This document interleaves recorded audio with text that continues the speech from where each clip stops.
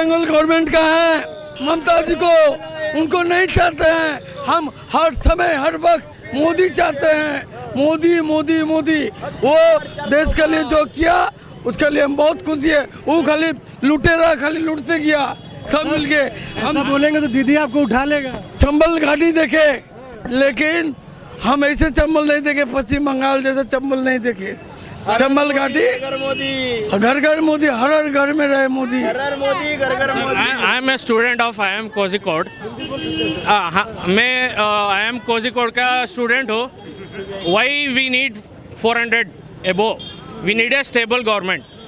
Stable government में क्या होता है, बिजनेस पर्सपेक्टिव से एक स्टेबल गवर्नमेंट हो तो इन्वेस्टमेंट बहुत ज़्यादा होता है, एक फोकस्ड डेवलपमेंट होता है और वो किचकिचाहट हट नहीं रहता है। इसलिए एक बिजनेस पर्सपेक्टिव से इन्वेस्टमेंट, इकोनॉमी डेवलपमेंट एक स्ट्रीमलाइन तरीके से, फोकस तरीके से हो सकता है। इसलिए 400 पार ज़रूरी है। आप विकास की बात करें, विपक्ष बोल रहे हैं कि मोदी हिंदू मुस्लिम करके जीतते हैं हर बार। विकास के पास एजेंडा क्या है? विकास के पास एजेंडा क्या है वो तो पूछना चाहिए था ना। मोदी करके दिखाया है और करने वाले का वो प्लान बता रहा है। 2047 टिल 2047 प्लान बता रहा है। एजेंडा विपक्ष के साथ क्या है? सिर्फ वो कोटा सिस्टम, कैश सिस्टम वो बांट रहे हैं लोगों को। अभी मैं आया कर्नाटका से, यहाँ आया मैं जात पूछ के आया क्या? और यहाँ जात पूछ के बिजनेस का इन्वेस्टमेंट कर रहा हूँ क्या? रूम कर रहा हूँ क्या? एक चीज़ें खरीद रहा हूँ क्या? वो विपक्ष के साथ एजेंडा नहीं है, वो लार्जर पर्सपेक्टिव नहीं है। इसलिए वो पीछे 80 ईयर्स 100 ईयर्स जाके वही बांटने वाले बात कर रहे हैं। अब हिंदुस्तान जाग गया है। हर हर मोदी, घर घर मोदी। अब की बार 400 पार मोदी सरकार। भारतीय जनता पार्टी जिंदाबाद। क्यों 400 पार? 400 पार होएगा। जो राम को लाए हैं हम उनको लाएंगे। यूपी में फिर से हम भगवा लहराएंगे। हर हर महादेव। हम पश्चिम बंगाल में मोदी को ले आएंगे और ये देखते रहेगा दीदी, दिल भर के देखे और जितना मन का खोट साफा करे। हम कुछ सोच के ले आए, अभी कुछ सोच के बैठा हुआ है। यही बात है। अभी हर घर में नोट हो गया उनका, जो पार्टी में हर घर में। और जो लड़की लोग के बारे में जो चल रहा है बहुत गंदगी। ऐसे हम तौबा तौबा करते हैं, किसी के जैसे मुसीबत ना आए। जहाँ आर्म्स मिल रहा, गोली मिल रहा, बारूद मिल रहा, वो कोई स्टेट में नहीं है तो बंगाल में है। और बंगाल में जो है कोई स्टेट में नहीं है। हम जहाँ यहाँ का जैसे मुख्यमंत्री मान चाहते हैं, यहाँ का जैसे यूपी का मुख्यमंत्री जैसे बंगाल में भी चाहते हैं, जहाँ हो घर घर में मोदी। हम मोदी को देख के तो दे रहे हैं ना, हम दूसरा किसी को नहीं देखे। और यूपी में भी चल रहा मोदी को देख के। ममता दीदी को हटाना होगा। ममता दीदी को हटाना है। दीदी से डर नहीं लगता है? अरे तो हम जिएंगे कितना दिन? जाएंगे तो जाएंगे, वो कौन होता ले जाने वाला? हमको तो ऊपर वाला है। उनका लिए सबका, हिंदू हो, मुसलमान हो, सिख हो, ईसाई हो, सबका लिए तो उन्हीं है। बन तो वही रहा है। क्यों कैसे बन जा रहा है वो कैसे बन जा रहा है? उसको भगाना चाहिए ना। जाएगा कौन? वो चुपके वोट मिल रहा है, एक आदमी 10 दे रहा है। ये विरोध करेंगे कैसे?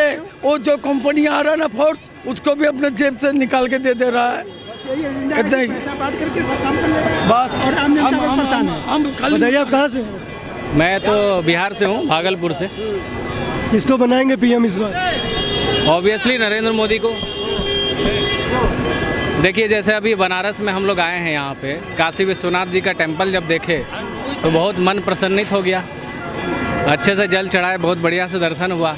अभी जो कॉरिडोर बना है जो आप देख रहे हैं, जो योगी सरकार ने इतना खर्च किया है, जो डबल इंजन की सरकार हम लोग बोलते हैं, तो हम लोग के आँख के सामने है सब कुछ। कोई परेशानी नहीं हुई। सुबह सुबह गए, बढ़िया से एकदम दर्शन हुआ। बहुत भव्य मंदिर बनाया गया है। मैं बचपन में आया था तभी इतना कुछ भी नहीं था जितना कार्य हुआ है। मुझे लगता है कि कितने 100 करोड़ यहाँ पे खर्च हुए होंगे अभी।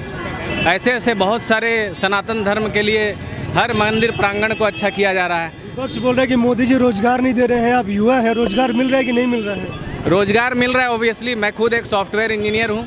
लोगों को भी जागरूक होने की ज़रूरत है। लोग बस सरकारी नौकरी की तरफ भागते हैं। मैं स्किल है वो उसके पास नौकरी है। नहीं जिसके मैं पास स्किल्स है उसके पास नौकरी है, मैं एक जो senior सिर्फ software रखते engineer होते हैं उनके पास नौकरी नहीं है। मैं इनका जवाब देना चाहता हूँ। मैं खुद इनको अगर पढ़ाने लग जाऊँ, BCA का कोर्स करा दूँ, मैं इनको जॉब लगाने में हेल्प कर सकता हूँ।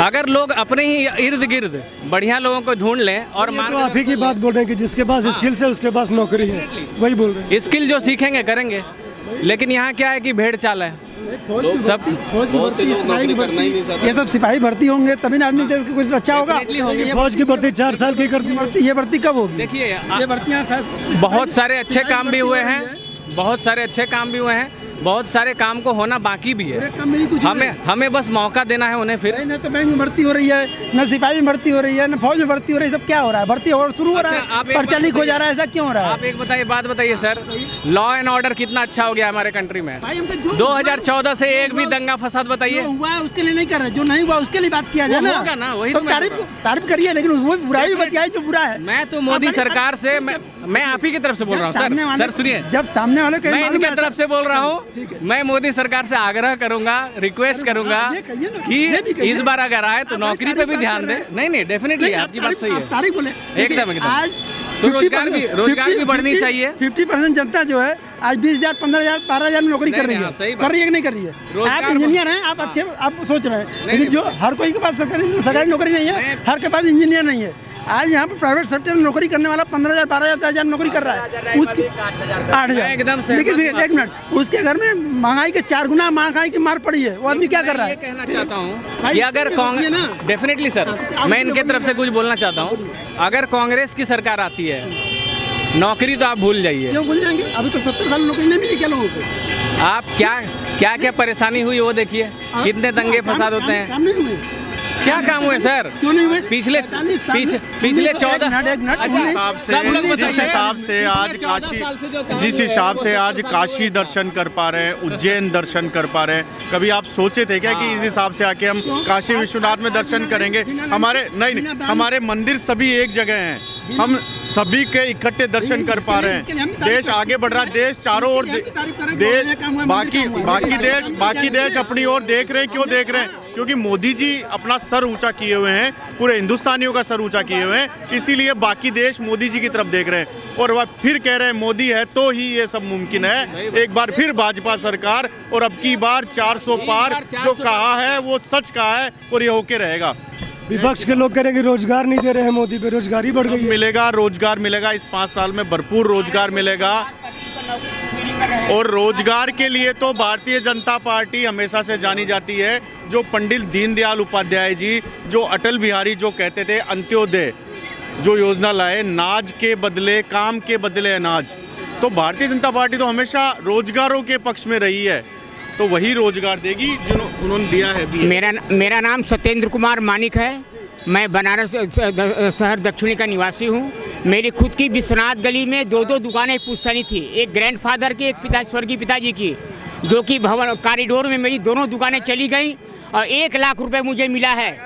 आज हमारा सारा परिवार नौकरी कर रहा, फेरी कर रहा है। आज रोजगार ये दे रहे हैं कि मुझे भीख मंगा रहे हैं। इस उम्र में मैं नौकरी कर रहा हूँ, मेरी अवस्था 72 साल है। 8,000 की नौकरी कर रहे हैं, मोदी की तारीफ कर रहे हैं। मुझे तो भीख मांगने कागार पर ला दिया है। 72 साल की उम्र है, 4 बच्चे हैं, लड़कों का एडमिशन नहीं हो रहा है। एडमिशन नहीं हो रहा, कोई 20,000 मांग रहा है, कोई 5,000 मांग रहा है, कोई 30,000 मांग रहा है, कोई 15,000 मांग रहा है। मेरे पास 5,000 नहीं है। चाचा को वृद्धा पेंशन देने ये वृद्धा पेंशन गए का नाम से कहते अगली बार आएगा, जब चुनाव हो जाएगा उसके बाद जारी होगा। तो आयुष्मान कार्ड भारत बना, हार्ट अटैक हुआ अभी हमें 6 महीना पहले। एपेक्स में क्या नाम मैं भर्ती था, आयुष्मान कार्ड के लिए भटकता रहा, कोई नहीं बना है मेरा आज तक। वो कहता आपका 6 आदमी का मेंबर बनेगा तब बनेगा, आपका 2011-12 से 70 साल पहले जो 70 साल की जो कांग्रेस का राज चला है, तब आपने विचार किया था कि ऐसी कोई योजना आएगी कि आयुष्मान कार्ड जैसा कोई कार्ड बनेगा, हम लोग फ्री में हॉस्पिटलों में अपना इलाज कराने के बारे में सोचेंगे। आज देश की जनता इलाज भी करा रही है और उनका इलाज भी हो रहे हैं। इलाज हो रहा तभी तो हम सोच रहे हैं कि आयुष्मान भारत जैसी एक योजना है, और विकास के पथ में जो भी बाधाएं आएंगी उसको दूर किया जाएगा, तभी देश आगे बढ़ेगा। और यही योजना मोदी सरकार की है और यही उनको आगे बढ़ाएगी। तो आयुष्मान भारत कार्ड आपका नहीं बन पा रहा है? बिल्कुल नहीं बन रहा है। 110% मेरे किसी मेंबर का नहीं हुआ है। अभी प्रधानमंत्री का आवास योजना का हमारे 6 फैमिली है, सबने, ये तो अधिकारी जाने, मैं क्या जान सकता हूँ सरबान। 6 फैमिली मेरी है, घर का नाम से, सब अलग अलग लोग रहते हैं। प्रधानमंत्री आवास योजना के अंदर सारा सबमिट हो गया, सत्यापन हो गया, मौका मुआयना हो गया, आज तक हमको घर नहीं मिला। सरकार चुनाव पे क्या मकान दे रहे हैं, चुनाव पे क्या असर डालेंगे इसके? चुनाव, मैं तो उसका एंटी पार्टी हूँ। मैं मोदी जिंदगी भी नहीं दे सकता। 14 में मैंने अपने जीवन का बहुत बड़ा भूल किया कि उसका चेहरा देख के मैंने सारा वोट दे दिया। 17 आपकी देंगे न, तब भी नहीं दिए, अब भी नहीं देंगे, कभी नहीं देंगे मुझे। अरे आप देते रहे, हम कब मना करें, आप तो स्वतंत्र हैं। आपका गया, आप किराए पे रह रहे हैं, भूखे मर रहे हैं, आप कमा के खा रहे हैं ना, खा रहे कि नहीं खा रहे हैं? 10 भले सुनिए, हमारी बात सुनिए, 10 रुपए में आपका घर चल रहा था, आज 500 में घर चल रहा है आपका। तो महंगाई किस प्रकार है बताइए हमें, महंगाई है कहीं? सिलेंडर के दाम बढ़ गए हैं ना? कुछ ही बढ़े हैं, आदमी का परिवार नहीं बढ़ा, पेट नहीं बढ़ा, जरूरत नहीं बढ़ा, महंगाई कहाँ बढ़ा? महंगाई कहाँ बढ़ा? किराएदार पहले 500 रुपये में रहता था, 50 रुपये में रहता था, 10 पैसे में रहता था, आज 10,000 में रह रहा है। तो आदमी की जरूरत बढ़ा तो खर्चा बढ़ा, खर्चा बढ़ा तो जगह बढ़ा, जगह बढ़ा तो आदमी का सोच बढ़ा और राज्य बढ़ी। तो जब आदमी को रहने का जगह नहीं रहेगा तो महंगाई कहाँ से आएगी? आबादी में जो कि पढ़े नहीं है, किसी का लिखा पढ़ी तो है नहीं कि हाँ कहीं भी डाल दिए, अपना पढ़े हुए हैं, कोई का खरीदार नहीं है। आज जो भी खरीद रहे हैं पैसा दे रहे हैं आप। राहुल गांधी बोले गरीबों को 1 लाख रुपया देंगे हम। राहुल गांधी गए तेल लेने, राहुल गांधी गए तेल लेने, जो सही काम करेगा उसी का नाम होगा। हमें नहीं चाहिए, हम अपने घर का नेता खुद हैं, ठीक है? हमें कोई नेता नहीं चाहिए, ना मोदी है ना कोई है। हमारा काम है सीधा, जो सही करता है उसी को हम लोग समर्थन करेंगे, बस सीधी बात है। मोदी जी का कौन सा काम आपको अच्छा लगता है? बहुत काम अच्छा है, क्या काम नहीं चाहिए? आप कभी अपने जन्म से बताइए, आप अभी तक आप सुने थे कि राम मंदिर बन जाएगा? बना है? बोलिए, आप बोलिए, बना है ना? कभी आप सोचे काशी विश्वनाथ इतना बड़ा हो जाएगा? आपसे जन्म से हुआ था? नहीं हुआ ना। हमारी उम्र देख लिया, जो नई पीढ़ी के हम लोग हैं, और इसके बाद भी और काम होने वाला है बढ़िया से बढ़िया। जो मोदी ने कर दिया ना, मोदी ने जो कर दिया वो किसी ने नहीं किया आज तक। मैं डिस्ट्रिक्ट बुलंदशहर का रहने वाला हूँ, मैं बुलंदशहर से यहाँ तक आया हूँ। पहले हरियाणा माना जाता था सड़क के मामले में, आज हरियाणा फेल है। ये तो ऐसा किया है मोदी ने।